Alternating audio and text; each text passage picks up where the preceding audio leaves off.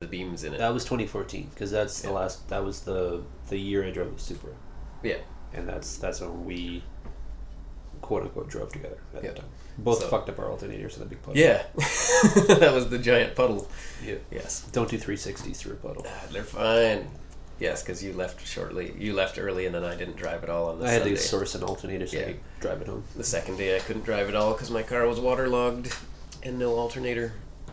And that was the beginning of my traveling, really. I bought a truck and I had borrowed a trailer to go to Pumpkin, but I got a trailer. I had my own trailer by the time I went to Portland. And because that was what I was planning on doing, was coming to BC, going to Penticton or Victoria and doing like the DUI events and the Pumpkin Bash Smash. Yeah. Some mega Pumpkin Smash stuff and just having fun in my drift car. And then Portland ended up being so ridiculously fun and such a good time that it became a thing that I thought was viable or acceptable to do, to drive 15 hours each way and sleep in my truck. And I figured out how to do it as cheap as possible. I basically do not stay in hotels. I sleep in the backseat of my truck. I crash on people's floors. I buy groceries. I live off of trail mix and water. Yeah. Like, helps to have a supporting pseudo family as well to be able to. It was amazing to show up and just have someone's couch to sleep on and have a shower and just have like all of a sudden a group of friends. Really, like everybody accepted me so fat. Like instantly, I felt like I was best friends with 10 people that I just met, and it was such a good time. Like I drove back, and driving back, I was like massaging my face because it hurt from smiling so much from having such a good weekend. And it was at a time when my life wasn't that fantastic leading up to. I was not that stoked on stuff, and so it was a huge change point in my life, from going from like, this is my terrible life, to like, I can achieve greatness. there's some light over here. Yeah, so it just was a great change of pace for what had become super mundane for me. Ironically enough, I think, because Matt and I were both on Zip Diet at the time, and I think he was talking about a bunch of stuff. I was like, hey, my friend Paul here in Alberta, he's doing this. Go check it out. Go talk to him. Because this is when forums had really cool builds where people were building. It wasn't a self-fellatio thing. It was just simply, this is what I'm doing. And it's just a diary. It's just simply, this is what I'm doing. I'm really excited about it and want to share it with other people, and other people have similar interests. Yeah, and you similar bounce money. ideas off each other. Like, it's not like, hey, I'm building an 800 horsepower FD qualified car or whatever. It's just, especially at Dory Kazi, it was like, this is how I saved $10. Yeah. It was like, I rebuilt my alternator using leftover fiberglass epoxy. And I should put some perspective on it too. Dory Kazi is a predominantly BC Alberta site, which is now more or less defunct. Was a bunch of Toyota enthusiasts, and for the most part, it was just a lot of interesting builds at the time, and it was interesting as well because that's also where I knew of Joel, and I met Joel Pinot through Warren. I met this weird guy who showed up one day from PEI and had this way about him, and I was just sort of entranced of just. And then I learned more about him later. He's just a very, very personal person. Yeah, and he's like OG Dory Kazi guy. Yeah, when you he's go back and you're like, wow, this is Joel's really build cool. thread from. He found a TRD 86 in a field and like restored it. That became Scremen's Levin. Because Scremen bought it from him, had it shipped across the country, and then it turned into his Levin-fronted streetcar with a red top in it. Okay. There is some insane backstory to Dory Kazi. There's a lot of as a Corolla history. person in Canada, if you've been around Corollas for 15, 20 years, then you should know all these people and all these hilarious inbred incestual Corolla stories. Like muddled. Because they don't really like go anywhere. They just sort of pass hands, and eventually they either die or get turned into drift cars and die, or they just turn into a field and die. And or they end up in Gary's mom's farm field. He has like stashes, like piles, and he has so many 8.6 parts around. He's been racing Corollas since like the early 80s, and he just has stockpiles of old Corolla parts. My first introduction to 86s was Muddle. Muddle had imported an ex-revolver car. Yeah. It was a red Levin. It was perfect.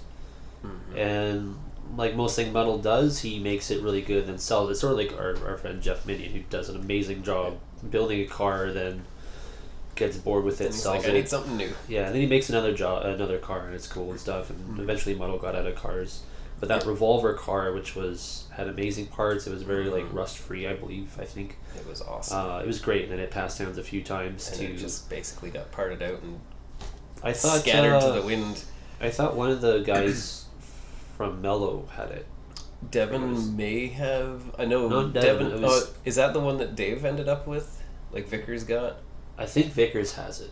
I think that's the same car. Is it? It's passed hands but a bunch of times. Has a blue top in it. But I think there's still a Revolver sticker somewhere on there. Yeah. And I think I talked to Model about it, and I'm pretty sure that's the same car. It's just been parted out through different hands to make money. All the cool parts are gone, like the TRD gearbox and the TRD gear set, like the 5-7 gears or whatever that were in it, and the cool, crazy-ass header and all the cool suspension. Like, who knows where those parts are? Dave has the shell, probably. Yeah. It is drivable, like it's his daily, or it was for a while, but I have no idea if it has how many parts it has left on it. But when it came over, that thing was wild. Yeah, it was very... Like Metal had like a lot of really interesting odd cars. He had like an S13 with an RB26 swapped into it beforehand. It had some OZ wheels. Mm-hmm. And he just always had like these really cool, interesting cars. In interesting style as well. And when I was there on my Lethbridge trip, I actually drove his beige coupe, which just had like coilovers and 14-inch watts and some 14-inch Hoshinos or something. And I ended up getting 2 tickets there, just driving around, just totally normal. It was a nice summer day. Yeah. And I didn't know you guys had photo radar, so I went through a school zone doing 40K. I'm thinking I don't even think it was a school day. It was freaking a summertime. Yeah. And this stupid thing caught me doing 40K in a 30 zone. I was just driving, no one was around. I was like, I'm just on vacation here. And then I was doing like 100, maybe 110 on the highway, and it got clicked again. And like a month or two later, he's like, "Hey man, you owe me like $350." I was like, "What the fuck is this, man?" We had very covert. That was when they were hiding. Yeah, photo radar. It was like hidden everywhere. Yeah, that was I think in 06, 07. Nope. I don't remember this time. I remember what I did. I don't remember a timeline. And this will be a problem for the rest of this. Yeah, it's so hard. I don't remember years. I'm just like, This is the trip that Muddle. Okay, when I flew into Calgary, Monks came to pick me up, and he was about an hour or 2 hours late. Mm-hmm. And on the way there, because he had sleepy eyes on his 240, and he ended up catching a bird in the sleepy eyes, and he had to go to a freaking gas station to like pick the bird out of and it was still alive, flapping away through the trash, just stuck in there. And if no one understands Monks, Monks has a very so also predate this as well. Kevin Peterson from 09, Monks from Alberta, and then myself are a quote unquote sub team of Team Drunk. Mm-hmm. We were 3 different individuals that in our respective areas were party goers. We were known for being excessively A, drunk, B, partying, and having no disregard for anything else around us. And it was always this weird Bermuda Triangle where the 3 of us would end up getting together, because there would be like a very anticlimactic end to the night, as opposed to having 3 forceful people that have this weird aura about them. Mm-hmm. It always just canceled them all out, and it ended up just like couch. Yeah, just well, there's a many stories to go with that. But anyway, so Monks comes to pick me up, and he's super late. This silly thing happens. I was like, oh, this is a good start to the trip. Yeah, this is great. Took a nap in the field somewhere outside Calgary Airport while I was waiting for him. Mm-hmm. And so we ended up going there. That's when I met Van Galen. I think it was the first time I met them in person, I think. And we went to the whole trip was that we drove from Lethbridge to BC to my parents' house. We were there for like a night, and then we drove down to FD Seattle, which was like the 2nd or 3rd year of FD Seattle. And it was a super long trip. But I don't know where it's going with that, but that's some of the Lethbridge stuff. It was really cool. I really enjoyed meeting these different guys and their different ideologies for cars, and it was just so different, because where I was from, like I had very few friends that were into cars at all, Yeah. so I just did my own thing. I just was more fascinated with JDM culture things Yeah. and the sort of style, and I created my own style from that crap, and eventually met some people later on and found some other people knew what my car was, who I was, and like, I've never met you before, and I barely used the internet at the time. Yeah. Other than like just forum stuff. I didn't like post photos or anything. I was very vocal on Northwest Nissans because that was our local forum. Just it's sort of like Dorikaze, but it ended up turning into a classified site, which was very. Yeah. It started out in BC, and then eventually the Washingtonians started using it, which was a huge bump to the classified section, which was both good and bad. The classifieds from America, they had tons and tons and tons of Japanese parts. I don't know who was bringing it in exactly, but there was just so much stuff. Yeah. And that created a lot of... That's actually how I met a lot of my American friends. And started going down there. The first FD Seattle, when the DA guys of Von Gittin, Chris Forsberg, Tony Angelo, when those guys first came down, and I met Alex Pfeiffer as well, and if anyone's ever met Alex Pfeiffer, he'll tell you the 5 rules of drifting and stuff like that. Like this was like a mentory sort of time where we're like, there wasn't much of a drift scene in BC. Or at least outside of BDS, there wasn't really much of it in my area. And this is before Cell Block D, which was done by Trent Stromkins and the Drift Safari guys. Yeah. And that's how some of the Americans came up for a Cell Block event, and that led to a whole other party situation. That's one of the that's when I killed my red car. Essentially, that was the first couple nails on the coffin of that one. Mm-hmm. But here's a tangent coming on. I can't remember what we're talking about there. Neither. We're going somewhere.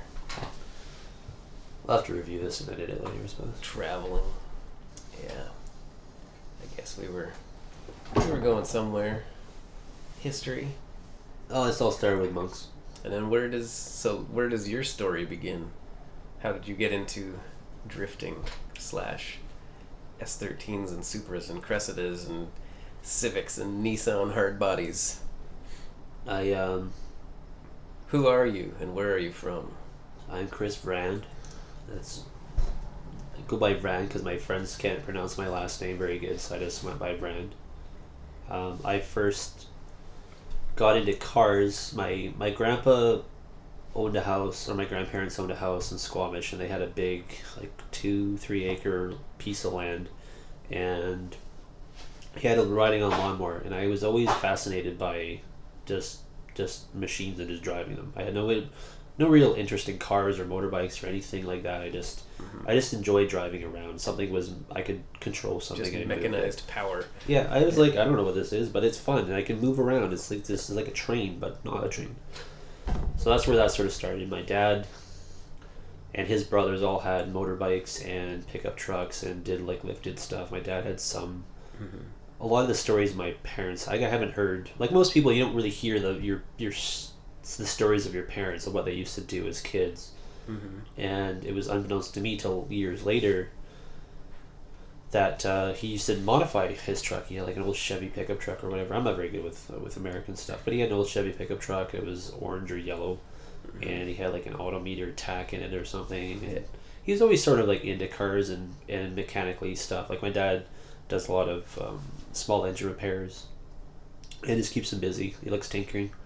And I never really acquired those skills till I left the house. I was a terrible mechanic. I did not know what the hell I was doing. And it was just, I was crap. I was the quote unquote basic mainland guy. It was just simply, got to get some wheels, got to get lower, put them in like it's functioning. It's not set up. It's just meant to be low, meant to do this. So I actually got introduced to cars in grade 10. So in the year 2000, an ex-friend of mine brought over an import tuner magazine. And on the cover was I think S15 front face swapped Integra or something. It was silver and blue. And I was looking at it, I was like, what is this thing? So I started looking through the magazine, and I'm like seeing all these weird cars and I'm like, I don't know what any of these front ends are. None of these cars register. I've seen none of this. Yeah, I was like so perplexed by it.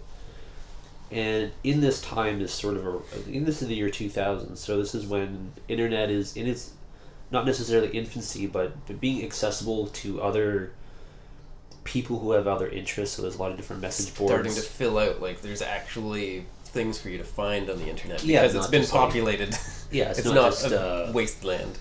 Just like a homepage made out of basic HTML or whatever. Yeah.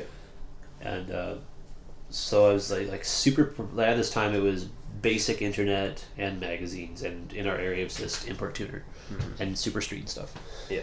So I was like looking into that sort of stuff, and I was like just dumbfounded. I was like, "What is all this weird stuff?" And somehow, somewhere, I got into JDM things, and I think that was a part of. I think Northwest Easton's is sort of what this did. Mm-hmm. So when I went to go look for my first car in the summer of grade 11, so in 2001 to 2002, I was looking for a different variety of cars all over the place, like Twin Turbo Z, Supra, of course, a Mark IV Supra, Integras, Corollas, so 86s, and then 240s. 240s are sort of like my last choice. Mm-hmm. When it came down to it, the Corolla that I was looking at was really rusty.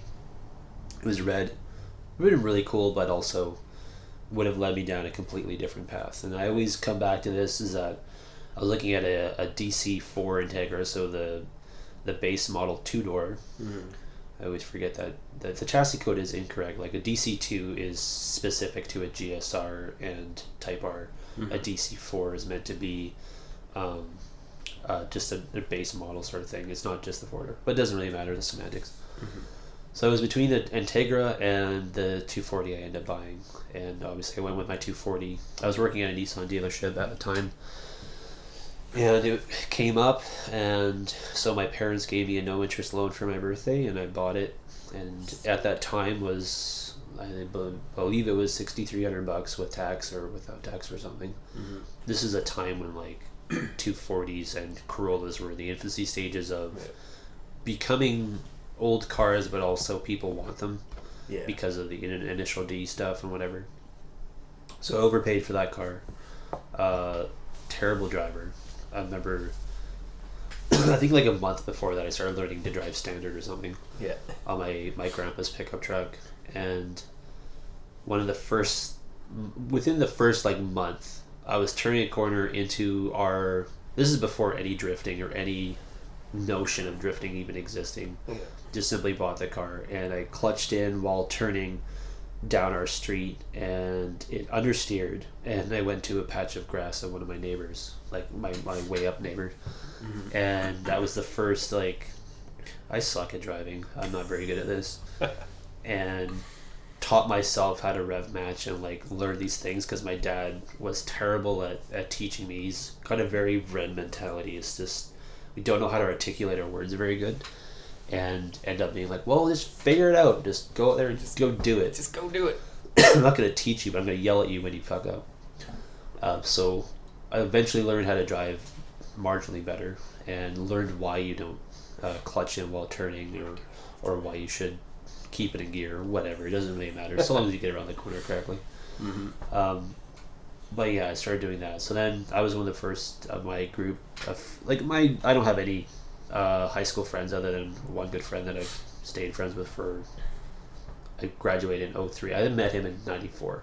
Mm-hmm. So it's been a couple decades. So anyways, it was zero car culture. No one in my neighborhood knew what cars were. There was one friend of mine who got a Corolla when he graduated or something like that. We would do this when I started first getting into like drifting stuff. Was in the wintertime. We went to Guilford Mall, and there was like huge snow mounds that we would go do donuts around. Yeah. Unbeknownst to me, I didn't know I had a VLSD in my car. Yeah. I was like, how am I learning how to do this drifting? My buddy like can't do this. I'm like, I'm not that much better of a driver. Yeah. But your car just worked better. It worked better. It was more mechanically there, yeah. Yeah, it was a stock base model 90 with no sunroof. No, the old owner put a VLSD in. because they never that particular model didn't come with a whatever. There was a VLSD in it. Yeah. It had a Chinese lower coast special racing seat, and it had some Elite Auto 3x3 spokes. It was like 3 polished and 3 black. Sick. And it had like 225 series tires, which I'm still dumbfounded like existed at. They're 15s. I was like, well, those don't exist anymore. That doesn't exist. So yeah, I just started to. It's been a long road because locally there was no one there, and ironically enough, G from 09 was actually like 2 blocks away, doing his own thing. I think at that time he was. We might have even predated. Yeah, well, it was Keep Labs, right? Yeah. So he was doing a lot of like really cool, unique G things, and Gerard is a local guy here that runs 09 with Kevin, and so he's been doing a lot of like really cool stuff. If I was into the car scene, like going to different car shows and stuff, I would have seen his work. Like it's really cool, interesting, oddball stuff that he has his own style, all his own.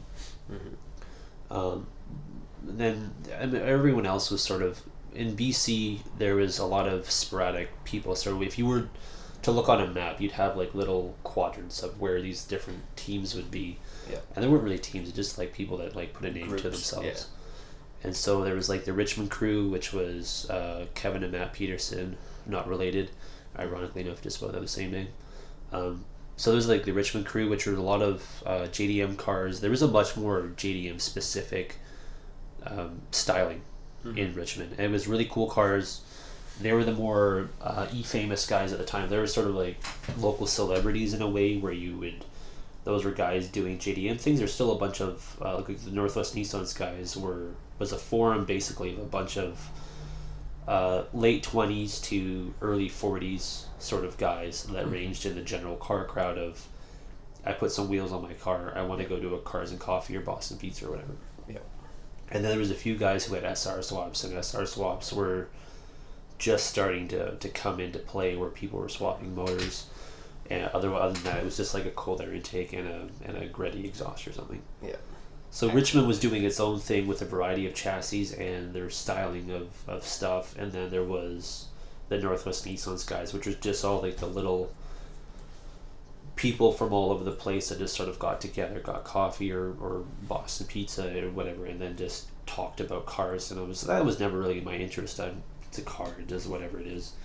I was more interested in the Richmond stuff, which I met through Northwest Nissan's, met all these different guys because they're a part of, like, the Richmond guys are still a part of Northwest Nissan's, but never went to those events. But I met the majority of those guys. So I grew up with a guy named Marcus, and so when I graduated, he and I were like, he was my friend that was into cars. He eventually got an S14, and we had very similar style cars. We had the same coils, wheels. We like flared our fenders together, and because we used to do, there's a now defunct spot where a lot of drifting used to happen, which we would do toge stuff, or like just drive fast on this road that you're not supposed to be on. And he would do that in his Mazda 6 before he got his S14. So he had like this automatic. He was like the Takumi of it all, because he was driving really fast, and I was like, he's way faster than I am. Like if I go, I'm gonna fucking crash or whatever. So he had a good mentality of how the car worked, and it was nice to just drive with him there. And like we weren't doing like drifting stuff at that time. We're just driving fast, and we like had specific parts, and they looked a certain way. And then how I met a lot of the guys was a guy named Adrian, who was in Richmond, who never really did anything with cars. He was just sort of a guy that knew everybody, but he didn't really partake in any of the drift events. He didn't really go to car shows. More of a recluse in most ways. And he introduced me to Slava and Sergey, who were 2 Russian guys who would drift all the time on the same toge road. And so we would, then we started this case. So now I met Adrian, and Adrian introduced me to Kevin and Matt. And that's how I met. So Marcus, myself, and Kevin were all going to a mini sprint at Western Speedway. I think it was in 2007. And I was just doing grip stuff, and I met up with an ex-friend of mine, Alex Paquette, and he was the first sort of drift influence that I knew through my circle of friends. Like, he did his SR swap in his garage. This is when most shops were doing SR swaps. There wasn't a lot of and a lot of backyard support. Yeah, nobody knew it. Yeah, like, it was like, what do you have to do to make this work? This is from the other side of the world. Like, yeah, it was very foreign back very then. Very basic. Yeah. Like, just like what is an ECU? It's black magic. Like, you apply power to it and you blow it up. Like, how do you make this work? Yeah, so I was fascinated by the fact that he swapped the motor, and he did everything off eBay, and so he did that was also before eBay sucked. Current eBay is nothing compared to original eBay. Original eBay was amazing. You could actually buy random, weird, cool, rare parts from around the world. Now it's just like the same 10 headlight options. Like you type in the car you have, and all you get is a pile of like Amazon, like a list of new, cheap Chinese knockoff things that you don't want any of. Yeah. Back then it was cool. You could type in SR20 and you'd get random listing from Japan that had like some super rare parts. Yeah, so he just like cobbled together this interesting car. He had mix match front and rear coilovers, some Anki wheels, SR or whatever. So he would mess around locally here on the island, and I met him. We just all, I don't know how this all like transpired and stuff, but we ended up, his mom was selling the house that they were living in, so we squatted in that house for the day because we're all broke. We don't want to pay for hotels and shit, so we just squatted in this house that had no power, electricity, or water. It's just empty. And so we were there for that night, and then we did our mini sprint night, and Alex knew the guy in town there, and we owned this business at a complex. And so we did some drifting stuff there a little bit. We went through what's now some back roads here, which if you went on it now, it's just these you can't see over the crest. We're like bumper to bumper, driving fast. Yeah. No idea where we're going. And it was super sketchy. Actually, one of my alternator bolt fell out. I didn't realize it, but that bolt came out a long time ago, and I just I don't need this, and I threw it in the bin. It's like, yeah, what's this bolt? And because my alternator was stuck where it was for so long, and due to the amount of bumps on this road, it moved my alternator, so my alternator belt was squealing. That's how we got to the shop. So I was looking for a bolt just to like through bolt it into my alternator so it would stop squeaking and not throw a belt and not fall out. And then we ended up doing some drifting there, and then went to a Costco parking lot where Kevin did like a show, because he had his pink Corolla at the time, and it was full diamond wheels and whatever, and they just got it painted like a few months ago or whatever. Because did Kevin live on the island at that time? No. He never lived on the island. No, I was always confused way back, way back in the day to who lived over here and who didn't, because it was always, I didn't understand the separation. This was a completely different time, and they were a totally different world. But. Yeah, so he did that. And I was like, I can go do some drifting too. I had some RA1 tires on the back of my Advance, and it's a single rake Ken-K, probably like 30-35 psi on the tires. Could not get it to go. Was doing these understeer bullshit. I was the last one to leave Costco. I ended up getting my first VI there.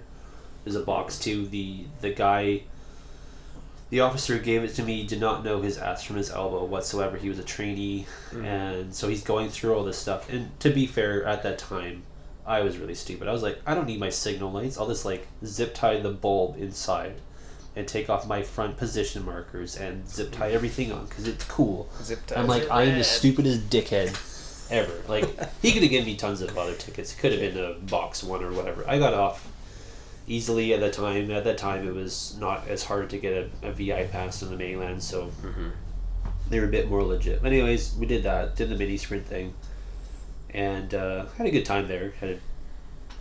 And that was my first introduction to Kevin. And then years later, I started, because I worked in Richmond at the time as well, so I would end up going to Wings and Nights with them every Wednesday. Yeah. Beat the traffic because it would take 2 hours to get home to do a 15-minute drive. So then that started to happen with all that. And then I started to do more and more drift. Like, I passed my VI, got more tires, started to become interested in drifting. And then we would do street stuff, and I would eventually met Kohei and the other Richmond, Vancouver guys that I hadn't met yet. Yeah. And tried to go to VDS. VDS gave me that bullshit about the windshield and stuff. I didn't start drifting until I want to say like, I moved here in 2010. No, I moved here in 08. I think it was like a year later. Mm-hmm. So around 08 or something, I started doing some drifting. Mm-hmm. Once again, my timeline's all fucked up because I did some Cell Block D events. My first actual event, was at Cell Block D. It was a rainy day. I met my friend Brett Clausley, mm-hmm. and at that time, I was like, "Oh yeah, you gotta do it in third gear because gears are what makes it faster and cooler." No, it doesn't. You're just stupid. It's raining. There's walls everywhere, and anyone who doesn't know it, fast at Cell Block, yeah. Well, this is where one of the memes comes from, because I made the comment of the man line, and here I am, some stupid kid, who's really not that younger than me, saying, "Oh yeah, you got to go do man line here at Cell Block." Okay, well, Cell Block is an oval. That's it.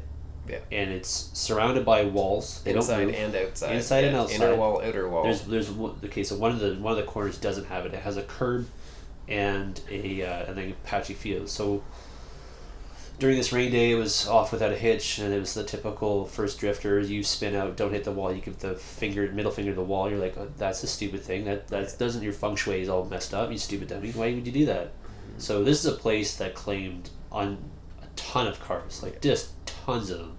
Mm-hmm. And this is where the Drift Safari guys started. Like there was Trent and Ian, mm-hmm. and Shelby and Matt, and Matt, a different Matt. There's a lot of Matts in drifting. Yeah, like Trent Stromkins, who went on to drive lots of Seattle Pro-Am stuff, and Ian Fournier as well, right? Yeah, Ian's lots of FD. The only he did known. FD Pro. Well, he was pro in FD for a year. He got his license a couple times. Yeah, and I know he chased it once or twice with that supercharged V8. Yeah, I have a whole lot of opinions on FD and people's aspirations and that sort of weird stuff. Mm-hmm. But the Cell Block, just due to my own mistake of doing the man line, I caught the inside edge of the one wall that doesn't have it there, and I understeered, and I was like full throttle still, and I hit the wall pretty good, mm-hmm. and really messed up the car, and that was sort of the nail in that coffin I was talking about earlier. It was just stupid. So eventually got rid of that car, life changed. I decided to get off the mainland, go to the island.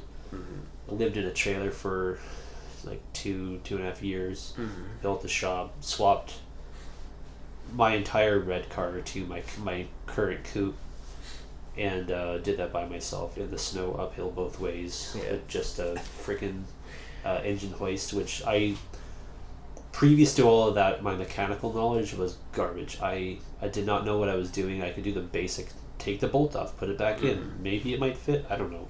Just literally just stupid things that... Trial and error mechanics. Yeah. Just terrible. So I moved here to do my own thing, do body work and stuff. And so I learned a lot from this individual that I live with here. And I wouldn't be the person I am now. It's almost like my life sort of started when I moved to the island. Mm-hmm. It was a really weird transitionary period for myself, because I didn't like the people I was hanging around. Didn't like a lot of things I was doing. I wanted to change. Mm-hmm. What's more of a change than living in a freaking trailer in the freezing cold for all these years, doing manual labor and whatever. Mm-hmm. So in all of this, through a roundabout way, I met Miles, a really good friend of mine. So Miles and Dylan.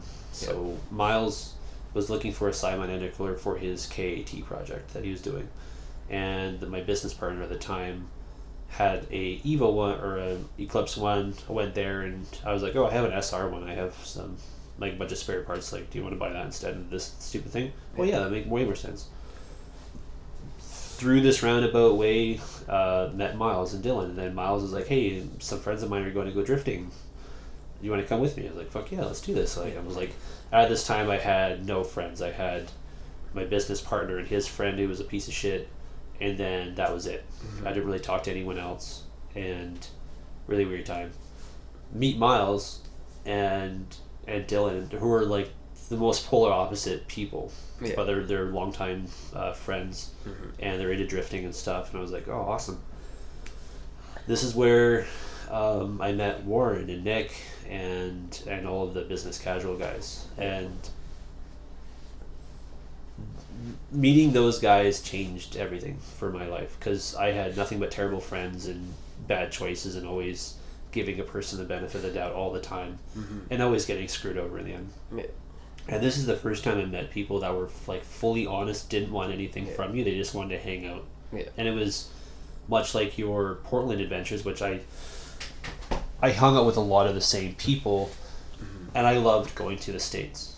And that changed as I moved over here. It was much less accessible for me to go to the States. And it's just having that accepting feeling of another person who's not in it for their own benefit or just trying to fuck you over some stupid reason. Yeah. So like those are my best friends, and we're still all pretty close. Life's changed in a lot of different ways. Most people have gone away from drifting and stuff like that, but it's just a thing that you do. It's never been a be all end all. It's just simply something you do with some friends, and you do it because you're having fun with your friends, and that's what it was always about to me. That's sort of up to date, I guess. Or something rather. Pretty up to date. Bunch of random crap. Well, that is an hour and 10 minutes.